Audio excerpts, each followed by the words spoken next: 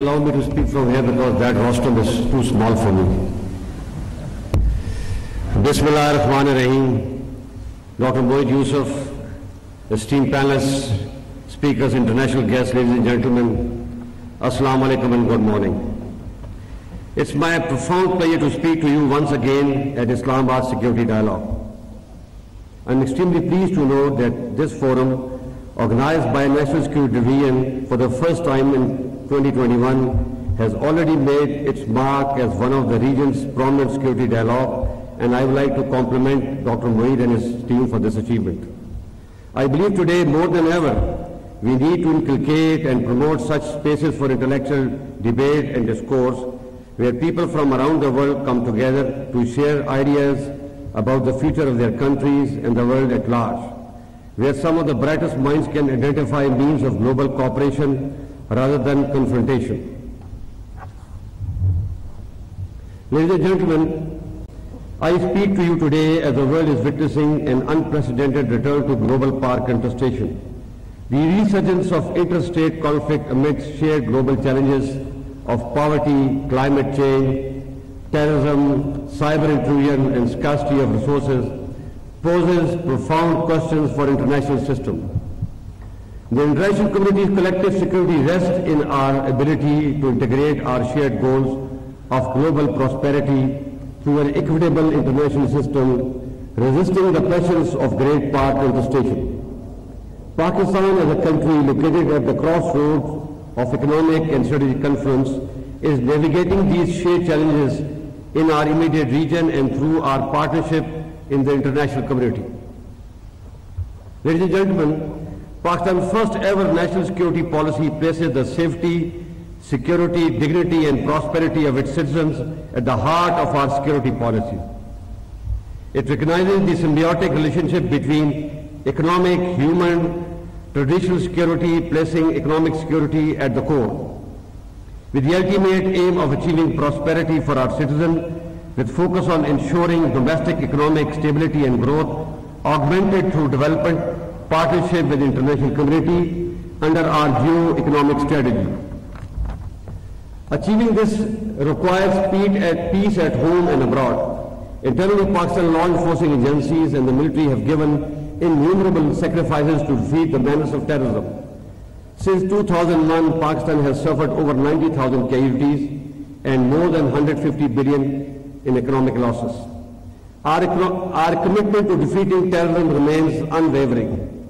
Through the selfless dedication and sacrifices of our armed forces, civil law enforcing agencies and support of our nation, we have made remarkable gains against terrorism. This has resulted in a marked improvement in the internal security situation of Pakistan. However, the threat of terrorism and violent extremism remains and the struggle continues till we eliminate the last terrorist and cause of terrorism from our region. We are committed to preserving our gains against terrorism, and we are working with the interim Afghan government and other neighbors to ensure that terrorist organizations are no longer allowed to use territory of one country against another one. A peaceful and prosperous West and South Asia is our goal.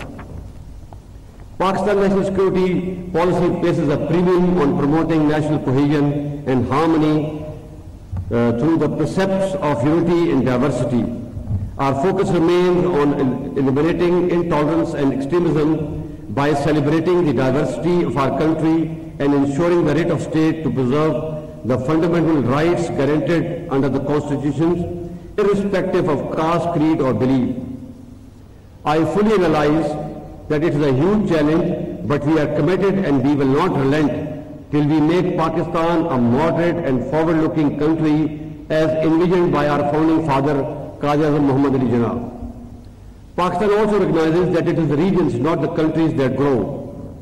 That is why we believe that peace and stability in our wider regions are prerequisites for achieving shared regional prosperity and development. In this regard, our doors are open for all our neighbors. Ladies and gentlemen, for decades, conflict in our immediate West has created negative externalities and spillover effect that have adversely impacted our economy, society and security. This is why Pakistan continues to work closely with the international community to pursue peace and stability in Afghanistan. Unfortunately, lack of financial flows and continued sanctions are creating a humanitarian crisis in Afghanistan. Pakistan has worked tirelessly to provide humanitarian aid to the people of Afghanistan in collaboration with the international community, but much more is needed. It is our collective responsibility towards the people of Afghanistan to ensure that timely and adequate humanitarian aid flows into the country. While the world, especially the West, are preoccupied by the humanitarian crisis unfolding in Ukraine, we must ensure that 40 million Afghans who face terrible conditions are not forgotten. The consequences of our inability to address the humanitarian crisis in Afghanistan will not only lead to refugee crisis, but will again make Afghanistan an epicenter of terrorism where Daesh, with its global agenda, flourishes, which may result in more than one 9/11. Therefore, good or bad, it is important for the international community to keep Afghan government's nose above the water. The performance of present Afghan government is not satisfactory to say the least, but we have to be patient and accommodative. Instead of imposing sanctions which have never worked, we must incentivize Afghan for their positive behavioral change. While Pakistan shares some of the concerns of the international community, we believe that disengagement with Afghanistan is not an option. We urge the international community to share their concern directly with the Afghan interim government and continue their engagement to ensure uninterrupted flow of humanitarian assistance to the people of Afghanistan. Pakistan already hosts nearly 4 million registered and unregistered Afghan refugees. We continue to host our Afghan brothers and sisters, but would like to work with the international community to create stable environment necessary for their time-bound and dignified return to Afghanistan. Ladies and gentlemen, toward the east, situation along the line of control is satisfactory and fairly peaceful. Mercifully, we have not seen any major incident along the line of control since last 1 year, which has brought great relief to the people living along both sides of the line of control. However, the recent incident involving Indian launching a supersonic cruise missile into Pakistan on 9th March 2022 is of serious concern. Unlike other incidents involving strategic weapon systems, this is the first time in history that a supersonic cruise missile from one nuclear-armed nation has landed in another. This raises serious concern about India's ability to manage and operate high-end weapon systems, and equally concerning is India's indefinite attitude in not informing Pakistan immediately about an inadvertent launch of the missile. We hope the international community will realize that this incident could have resulted in loss of life in Pakistan or an accidental shooting down of a passenger plane that were flying along the path of the cruise missile. Pakistan has called for a thorough probe into the incident, and we expect India to provide evidence to ensure Pakistan and the world that their weapons are safe and secure.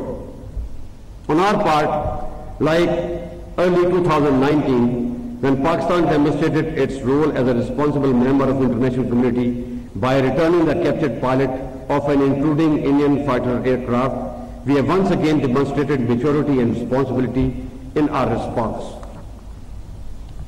Ladies and gentlemen, Pakistan continues to believe in using dialogue and diplomacy to resolve all outstanding issues, including the Kashmir dispute, and is ready to move forward on this front if India also agrees to do so.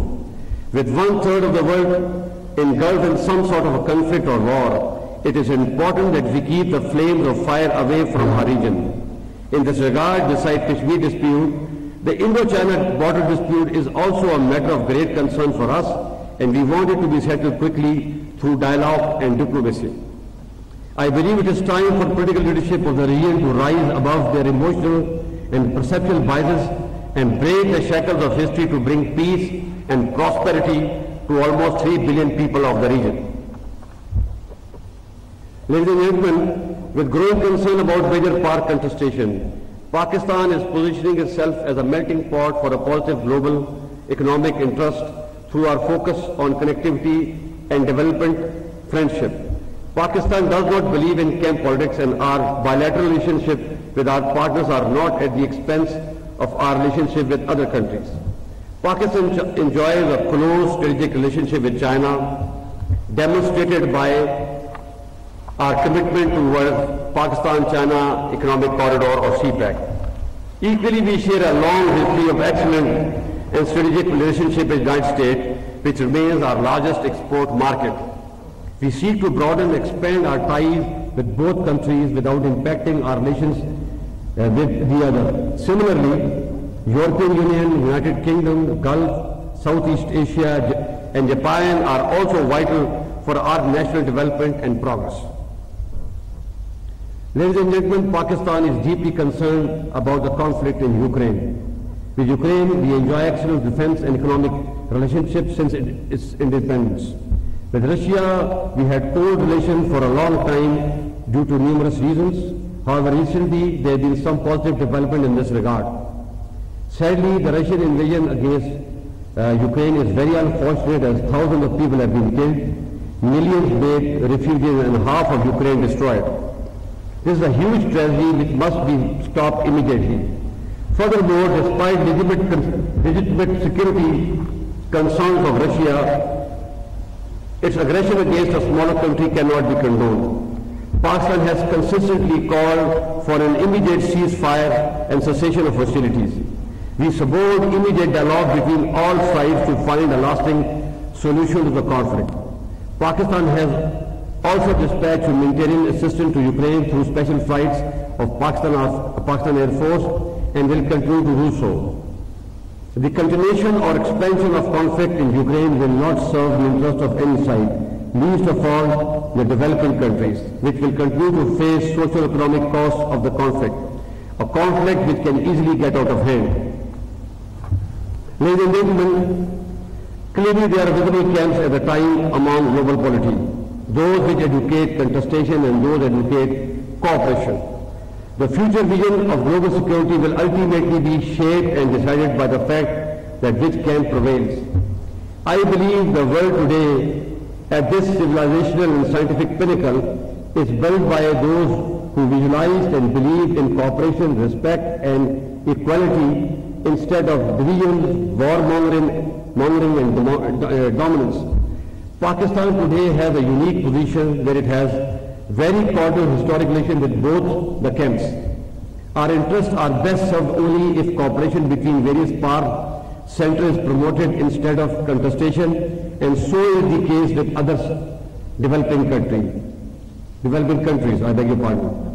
It is therefore necessary for the world leadership to support the island of cooperation such as Pakistan instead of promoting those who wish to gain from this contest. Finally, one quick and important lesson as a military man that emerges from Russia-Ukraine conflict, which must be highlighted over here, and that is that it is the preeminence or dominance of firepower over mobility, as was the case during First War. This has given a heart to smaller country that they can still defend their territory with smaller but agile forces against an aggression by a bigger country, by carrying out selective modernization in equipment and adopting novel ideas.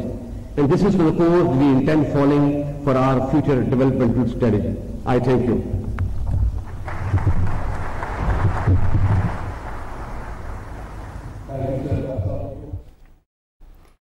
Islamabad में security dialogue और army chief general Qamar Javed Bajwa खिताब कर रहे थे। उन्होंने कहा कि खिते को दहशतगर्दी, साइबर इंट्रूजन, गुर्बत, माहौलियाती तब्दीली जैसे चैलेंजेस का सामना है, और ये भी कहा कि दहशतगर्दी के खिलाफ जंग में कीमती जानों की कुर्बानी दी और दहशतगर्दी पर काबू पाया। यहाँ वक्त हुआ है ब्रेक, हमारे साथ रहिए।